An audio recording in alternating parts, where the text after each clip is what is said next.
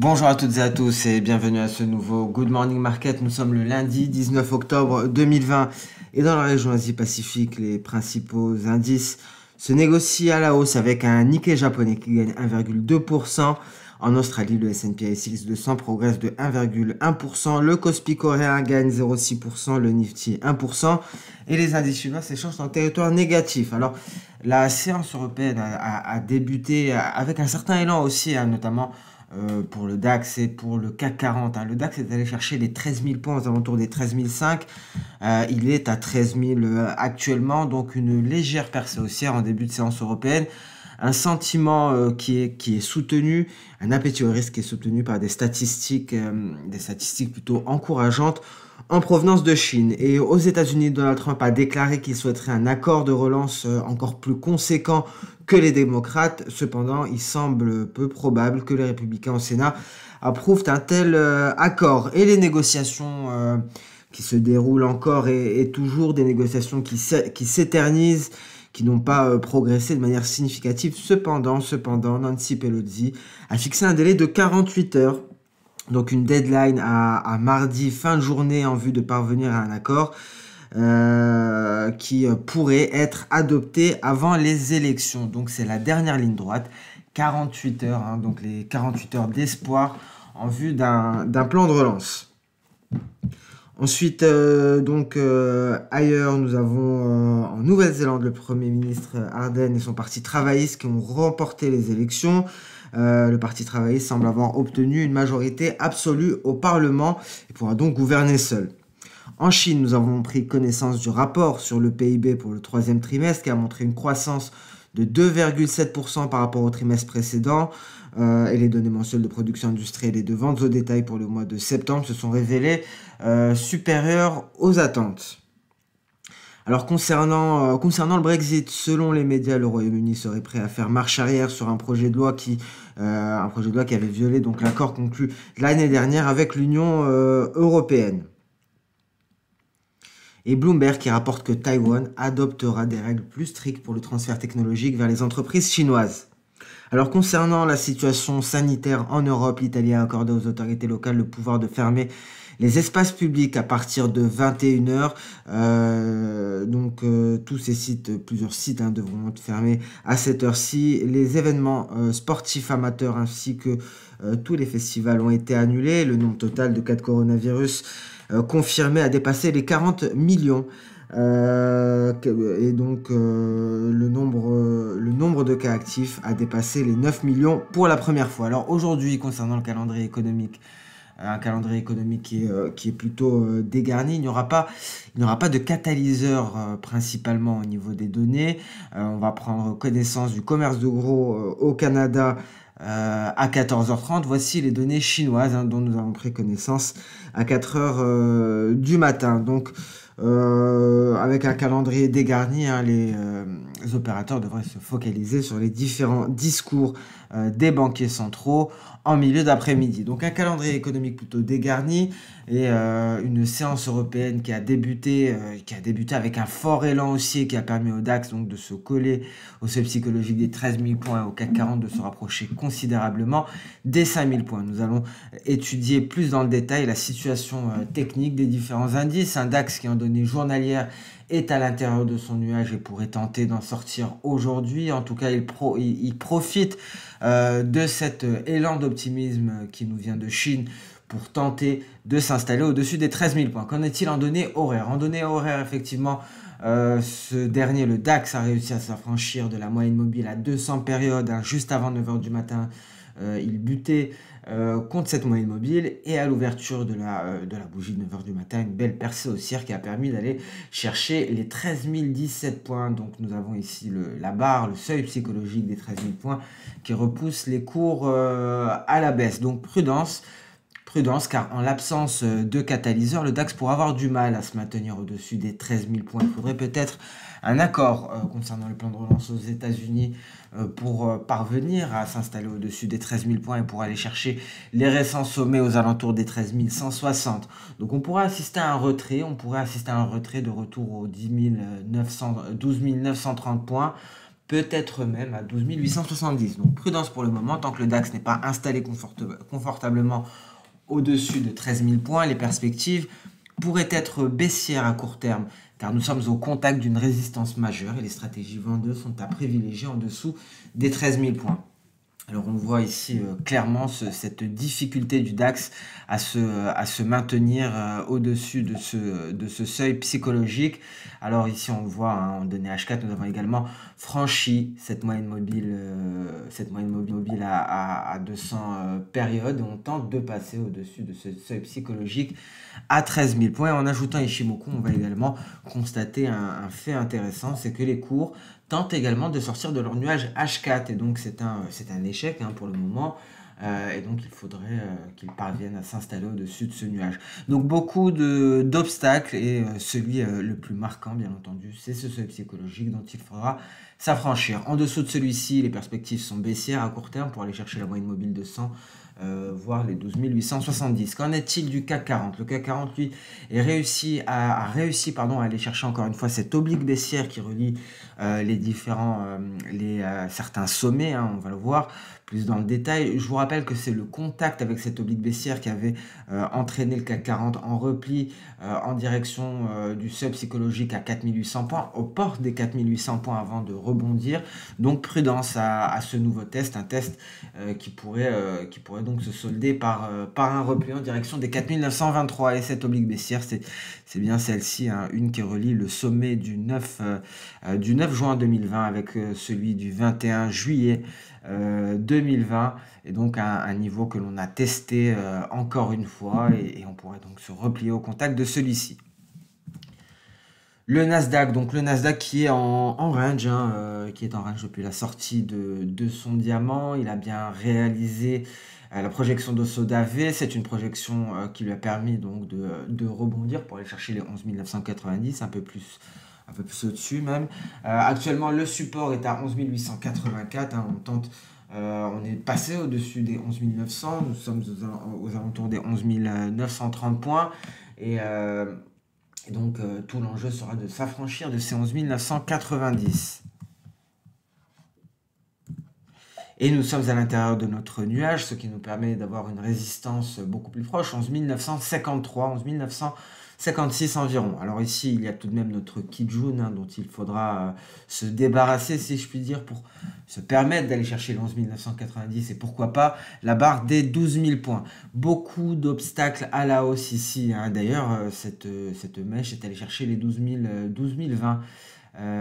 Et donc c'est replié on est allé en dessous de cette SSB. Donc prudence ici pour le Nasdaq, on est plutôt neutre en intraday. Il faudrait attendre une sortie par le haut pour envisager un test des 12 000 points et une sortie par le bas nous permettrait d'aller chercher à nouveau les 11 777 et je vous le rappelle, nous avons une zone de support ici qui est le dernier rempart avant les 11 585 points. Alors qu'en est-il du Dow Jones? Un Dow Jones qui est aux alentours des 28 650 points avec un beau support ici. Son support le plus proche est à 28 580.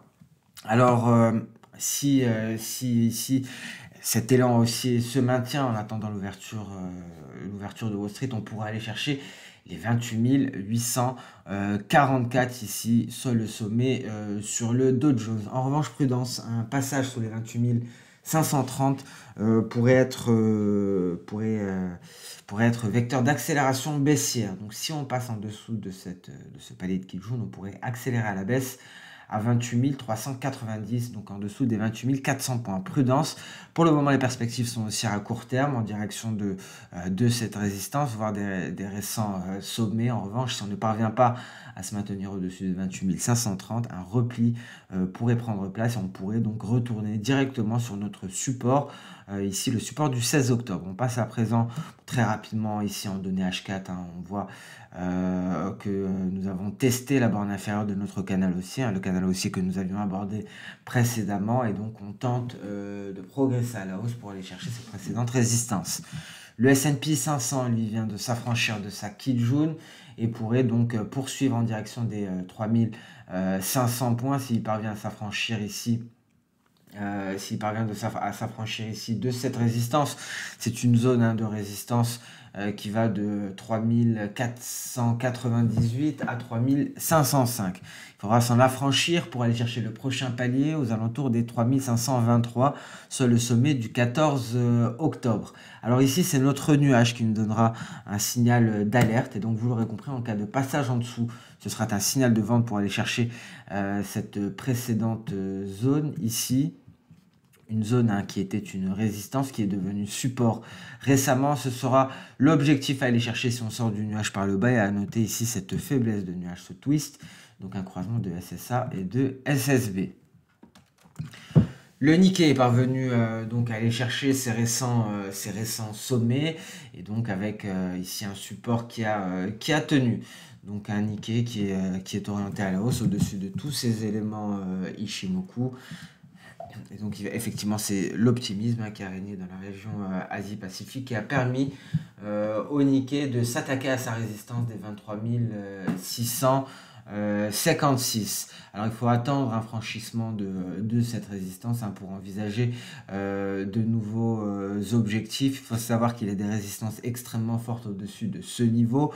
On peut s'attendre à un éventuel repli pour aller tester le nuage, voire aller tester la Kijun aux alentours des 23 500 points, 23 514, et cela pourrait constituer un excellent point d'entrée. On note l'épaisseur du nuage qui fournira un excellent support et donc d'excellents points d'entrée qui nous seront fournis à ce niveau-là en vue de prendre place dans l'éventuelle poursuite de la hausse pour l'indice japonais qui est orienté qui est au contact d'une résistance actuellement. Le franchissement de cette résistance pourrait lui permettre d'accélérer. On passe à présent sur les matières premières avec un gold qui se rapproche de la borne supérieure de cette oblique baissière. Donc ici, en cas de test dès 1916, cela pourrait représenter un excellent point d'entrée. En revanche, un franchissement serait un signal d'achat extrêmement fort et pourrait s'accompagner d'une accélération à la hausse pour aller chercher les 1932. 1932, ce sera la résistance à surveiller, car si on la franchit, ce sera le dernier rempart avant les 1953. Donc ici, je favoriserai plutôt les ventes à 1916. Pour l'heure, il sera très difficile pour le gold de s'affranchir de ce niveau-là, qui est une oblique baissière renforcée par une projection d'Osoda, cette projection V de la précédente vague haussière. Et tout test de ce niveau pourrait nous offrir un excellent point d'entrée, un excellent point de vente, et bien entendu tout franchissement de cette oblique haussière pourrait nous ramener à 1882 voire à 1850 $. Donc effectivement, si on vient franchir cette oblique haussière, on pourrait aller chercher donc ce support, le précédent creux de la fin du mois de septembre. Qu'un premier signal intermédiaire nous sera donné bien entendu en cas de passage en dessous du seuil psychologique des 1900 $. Alors le pétrole également accélère à la hausse en ce début de séance européenne, 41,30. Nous sommes sur la zone de résistance. Attention, car plus elle est testée, plus elle a des chances de céder. Alors actuellement, nous l'avons testé plusieurs fois de suite sans aller tester la borne inférieure. Donc prudence à cette percée du pétrole. Alors il me semble qu'il y aura un meeting des pays membres de l'OPEP aujourd'hui. Nous en avions parlé, il ne faut pas sous-estimer leur capacité à porter les prix du pétrole. Et donc cela pourrait aboutir à une éventuelle percée haussière. Donc prudence pour le moment. Même si effectivement d'un point de vue technique les perspectives de vente sont à privilégier dans une telle configuration, mais on pourra assister à un franchissement de cette borne supérieure. Donc prudence sur les pétroles. Pour ma part, je pense qu'il vaudrait mieux attendre un net franchissement de cette résistance, ou bien sinon on peut éventuellement favoriser une vente et se contenter comme objectif d'aller chercher les 40,30, donc $1 plus bas. Donc inutile d'aller chercher à présent les 39,30 à l'heure actuelle au vu de ce meeting des pays membres de l'OPEP. Nous allons passer à présent sur le marché des changes avec des perspectives qui sont toujours haussières hein, pour le billet vert. Un billet vert qui est en train de temporiser sur cette projection V à 93 650 avec des perspectives haussières et une hausse qui pourra atteindre les 94,300. Alors cela permettrait à l'euro-dollar hein, de se replier considérablement, voire même de réintégrer son canal baissier. Pour l'heure, il est au-dessus du seuil psychologique des 1,17 à 1,17,094. Pour espérer un euro-dollar qui se replie considérablement, il faudra passer en dessous de ce support, les 1,1689.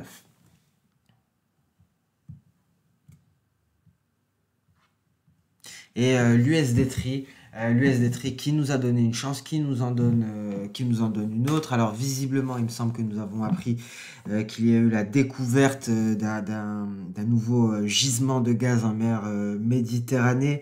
Alors je n'ai plus les détails, mais effectivement, c'est ce qui nous a permis d'aller chercher la précédente zone de support. Alors c'est très souvent le cas hein, pour l'USD Tri. Des annonces hein, permettent des replis de l'USD Tri, donc permettent un renforcement de la lire turque, très bref renforcement avant de repartir, avant de se replier davantage et donc permettant ainsi à l'USD Tri de marquer de nouveaux records historiques. Nous sommes en train d'avoir encore une fois cette nouvelle chance avec ce test du précédent support qui pourrait constituer un excellent point d'achat en vue d'aller chercher encore une fois de nouveaux records historiques dans cette course effrénée, dans ce rallye effréné hein, que nous fait l'USD Tri depuis assez longtemps, avec un momentum assez élevé et donc une hausse hein, qui ne cesse de se poursuivre, même si on est en train de marquer une légère pause actuellement, mais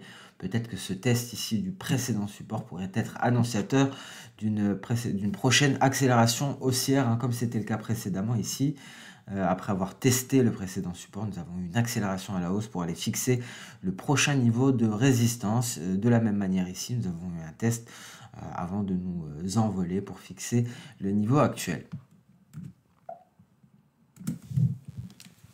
Alors ce Good Morning Market touche à sa fin, je vous remercie d'avoir suivi avec attention pour cette première séance de la semaine. Alors en cours d'après-midi ou dès demain, nous allons faire une vidéo sur les élections américaines, étant donné que la date, le jour J approche, et donc nous allons essayer de voir quels sont les enjeux, quels sont les différents marchés qui sont impactés. Alors je vous souhaite une excellente journée dans une séance avec un calendrier économique plutôt dégarni, mais qui a commencé par un élan d'optimisme en Europe. On se donne rendez-vous dès demain pour la prochaine vidéo. Excellente séance de trading, et comme d'habitude, n'hésitez pas à liker, commenter ou même partager cette vidéo. Au revoir.